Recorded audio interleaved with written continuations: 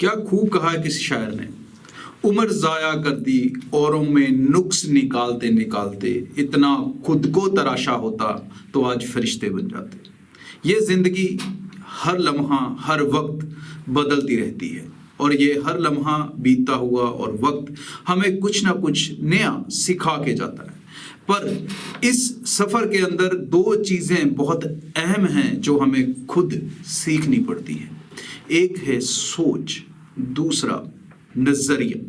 चीजों को समझना और उनको परखना, उनके बारे में अच्छे से जानना, खुद के बारे में खास करके जानना बहुत अहम होता है। लेकिन इस नंबर 1 बनने की दौड़ में हम कई बार इतना खो जाते हैं, हम इतना बह जाते हैं इस बहाव के अंदर कि हम खुद को भी कई बार एनालाइज नहीं कर पाते। हमें ये कभी फिगर आउट ही नहीं करते कि क्या हम सही दिशा में जा रहे हैं, क्या जो हम कर रहे हैं एक्चुअली क्या हमें ये करना चाहिए, क्या चीज हमारे लिए बनी है, क्या ये चीज या ये मूवमेंट या ये शब्द मैं यूज कर रहा हूं या जो एक्ट मैं कर रहा हूं, जो काम कर रहा हूं, क्या वो मुझे मेरे अपने गोल, मेरे मकसद की तरफ ले जा रहा है या उससे दूर ले जा रहा है। कई बार इस चीज को हम समझ नहीं पाते और हम कुछ एक्टिविटीज या कुछ लैंग्वेज या कुछ भी हम ऐसा करते रहते हैं जिस पे हम शायद कई बार खुद एनालाइज नहीं करते और कई बार ये चीज हमें बहुत देर बाद समझ आती है, एक लाइफ में कई बार ठोकर खाने के बाद, चोट खाने के बाद, किसी के टोकने के बाद। सो ऐसा ही एक इंपॉर्टेंट एक्सपीरियंस और उसमें से एक वेरी इंपॉर्टेंट लर्निंग मैं आप दोस्तों के साथ शेयर करूंगा।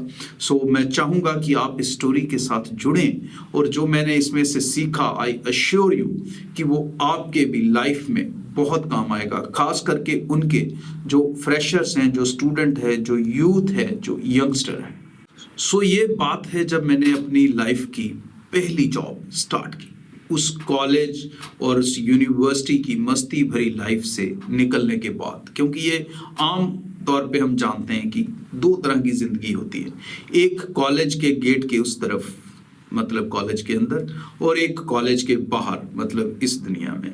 ये दोनों अलग तरह के लाइफस्टाइल होते हैं और जब आप उसमें से निकलते हैं, जैसे मैं भी उस समय में निकला, तो मेरा जो एक्सपीरियंस रहा मेरी फर्स्ट जॉब पे, उसको मैं आज ज़रूर शेयर करूंगा। और उसमें से बहुत इंपॉर्टेंट लर्निंग जो शायद पहले मेरी लाइफ में कभी थी ही नहीं या मैंने उसे कभी समझा ही नहीं था और वो सीखा। So important. सो जब मैं अपनी जॉब पे फर्स्ट डे गया, it was a very good experience. नई नई जॉब ज्वाइन करते हो, आप डेस्क पे जाते हो, चेयर पे बैठते हो, अपना पीसी मिलता है, सिस्टम मिलता है, you start working as a professional. आपके आसपास नए लोग, नए दोस्त, नए कोलीग के रूप में मिलते हैं, आप उनसे बहुत कुछ सीखते भी हो और बहुत कुछ नया उनको बताते भी हो। एक बहुत हेल्दी इन्वायरमेंट हमें स्टार्टिंग में लगता है।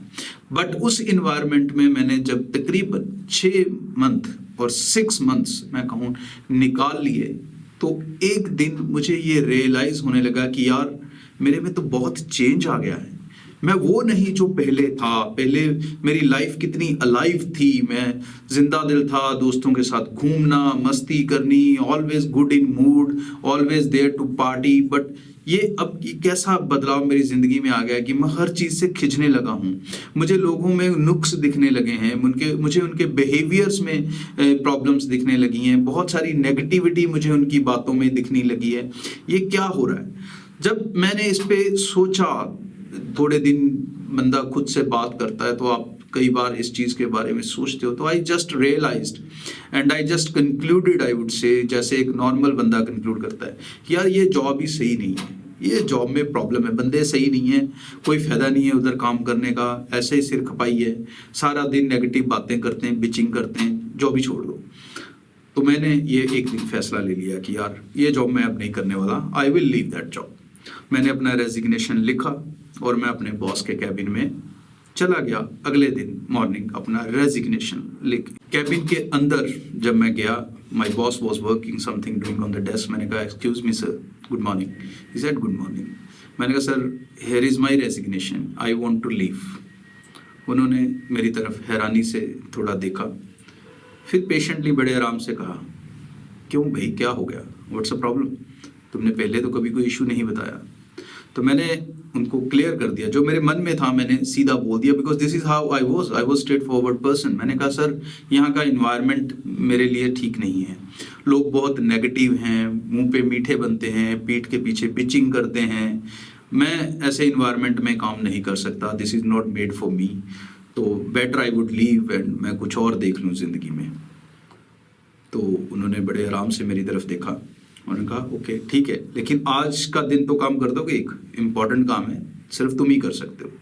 मैंने कहा जी सर ज़रूर बताइए क्या काम है जो मैं कर सकता हूँ, मैं ज़रूर कर दूंगा, आई डोंट माइंड, मेरा कोई इस तरह से नहीं है। उन्होंने कहा ठीक है, आज तुम एक पेपर लेना, पेन लेना और अपने पूरे ऑफिस में राउंड लगाओगे, हर कुलीग से, हर दोस्त से, जो भी रास्ते में मिले उससे बात करो, जो भी वो बात कर रहा है उस बात को सुनो, उसका जवाब भी दो जैसे नॉर्मली देते हो, लेकिन फिर बात को बीच में काट देना और एक स्माइल दे देना और आगे बढ़ जाना, और काटना प्यार से।